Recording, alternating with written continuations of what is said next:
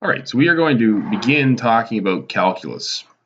And to give you just a general overview of what we're trying to do with calculus, what it's all about, I just wanted to talk about the two major problems that calculus solves for us. So the first one is calculus allows us to find the slope of a curve.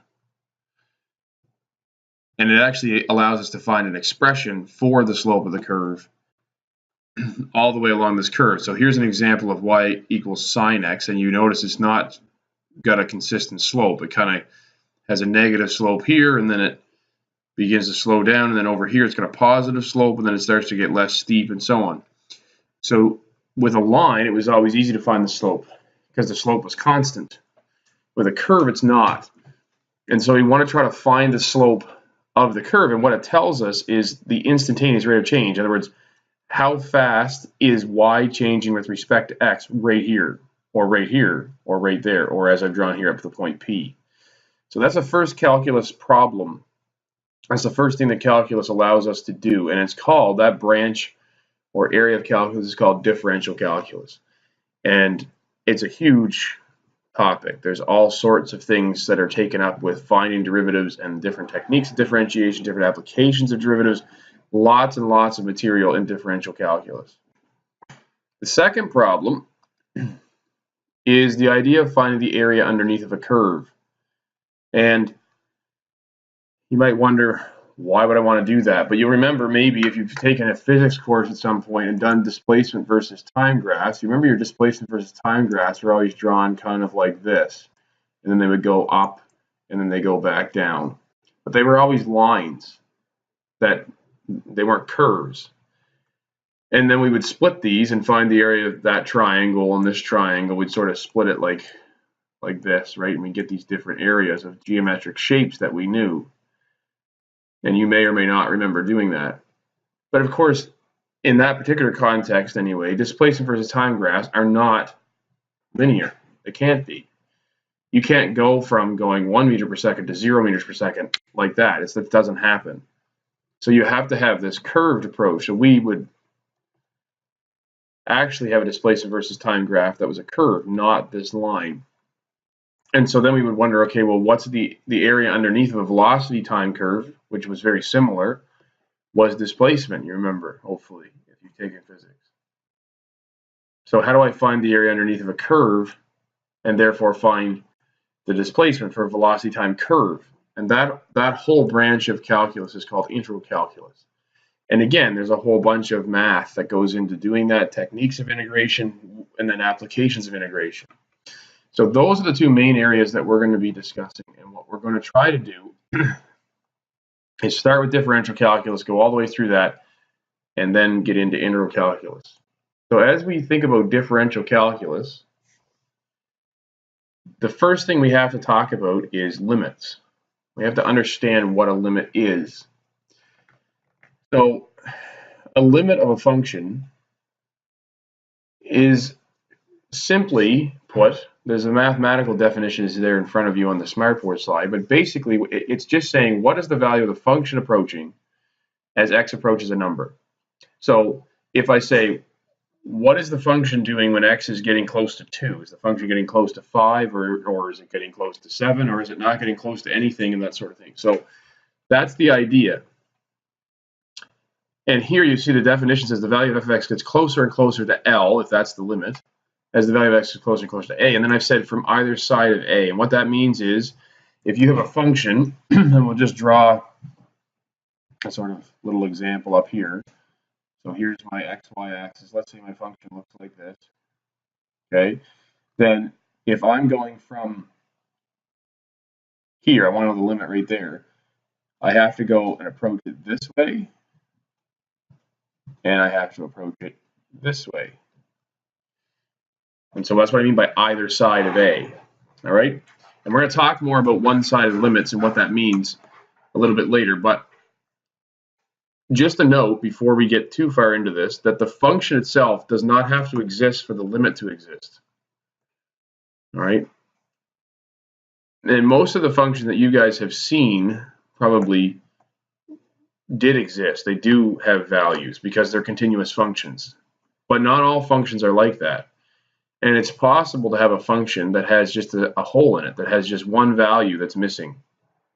It's possible to have piecewise functions, which you may or may not have seen, which have pieces. So they go like up to here, and then they jump down and kind of go into here, and then they switch and become something else. So those are called piecewise functions. We're going to do a little more work with those when we talk about limits, because they're more interesting when it comes to limits. But the function doesn't necessarily have to exist for the limit to exist. So let's just look first of all at the notation. This is what it looks like.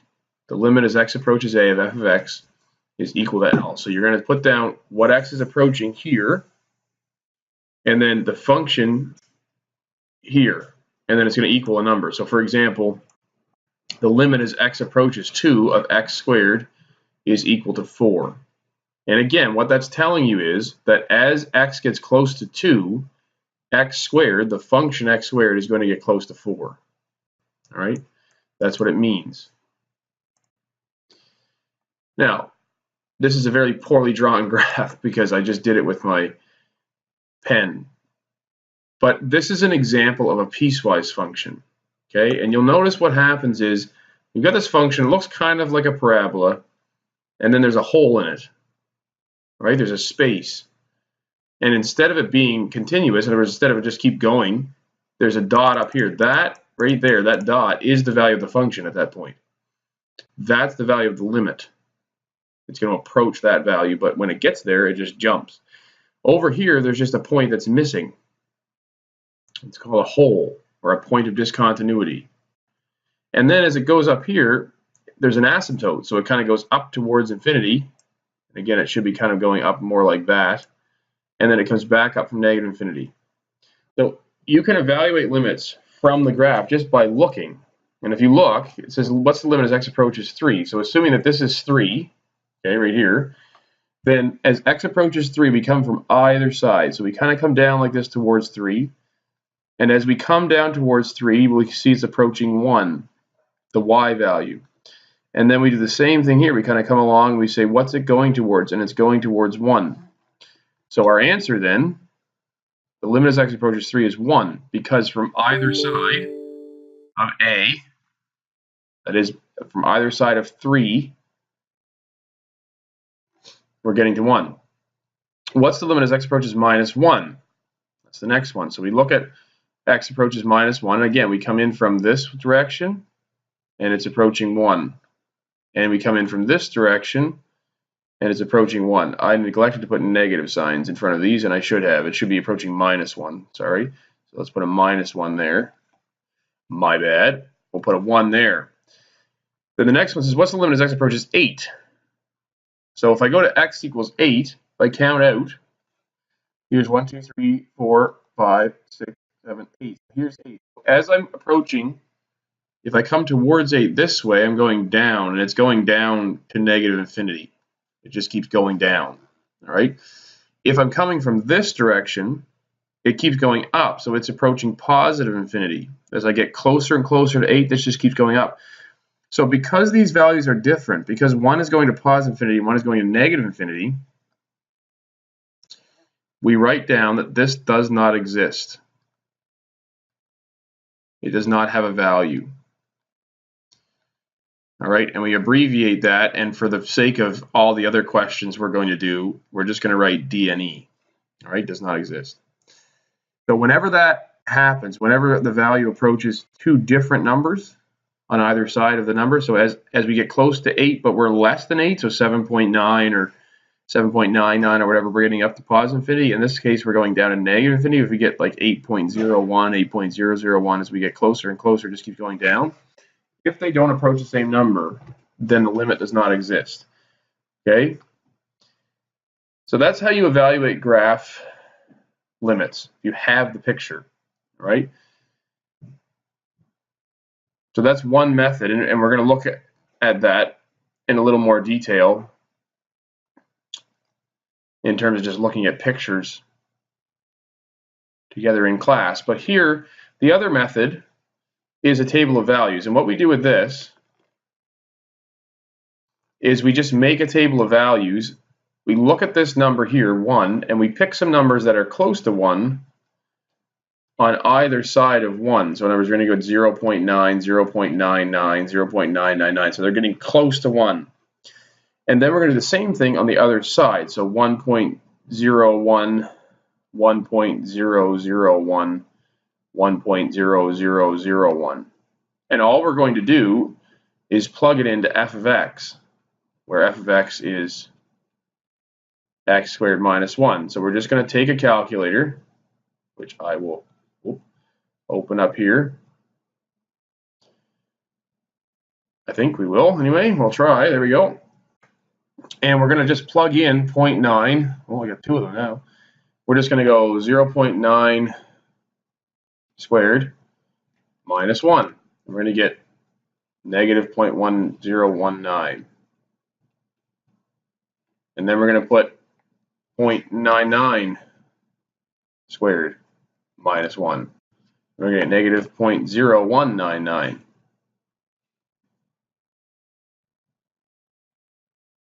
And then we're going to do it with 0.999. And subtract 1. And we're going to get negative 0.001999. So you can kind of establish a pattern that as this number gets closer to 1, as I add a number here, it's going to add a 0 there and a 9 at the end. So this is approaching 0 because that number is just going to get progressively more zeros in it as I get progressively closer to 1. Then I do the same thing for the other side. So I go 1.01 squared and then minus 1. And it's 0.0201.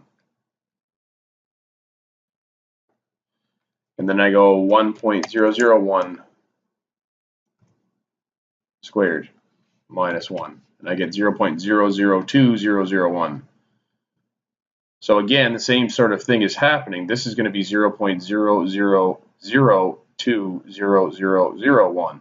So again, as I get closer and closer and closer in terms of the number of zeros here in my decimal place, these are going to get bigger. So this is also approaching 0. So because they're both approaching 0, I can say my answer is 0. And so to do a table of values, you just have to pick 3 values on either side, and their values